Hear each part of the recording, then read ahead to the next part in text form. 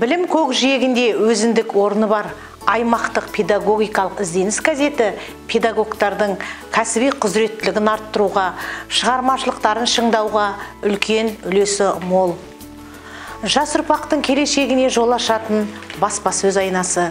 Оқуға құштар мектеп жобасы аясында ата-ана, ұстаз, оқушы арасындағы отбасылық кітап оқудың ұйытқысы бола білген, мақсаты айқын, болашағы жарқын басылым. В материалах газеты можно увидеть статьи педагогов, как молодых, начинающих свою профессиональную деятельность, так и опытных, активно развивающихся коллег. Это дает возможность повышения на еще более высокую степень престижа и статуса профессии педагога.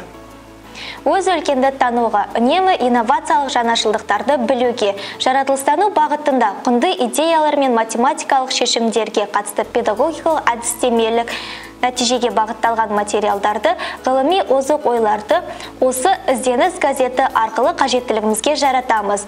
Тасқа қашалып жазылған дүниеде еш құны жойылмайтын басылым. Мен жас маман ретінде осы ізденіс газеті арқылы дамудың жаңа бағыттарын үйреніп келемін. Біз ізденіс газетімен үнемі біргеміз.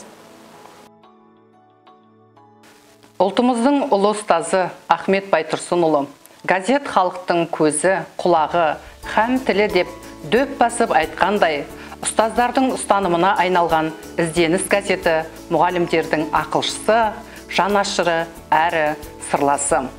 Білім жолында ізденіспен тынымсыз еңбек етуден жалықпайтын, жаңашыл, шығармашыл мұғалімдер нәтижелі табыстарымен ой бөлісіп, тәжірибе алмасатын, кемел келешекке жол ашатын бірегей басылым.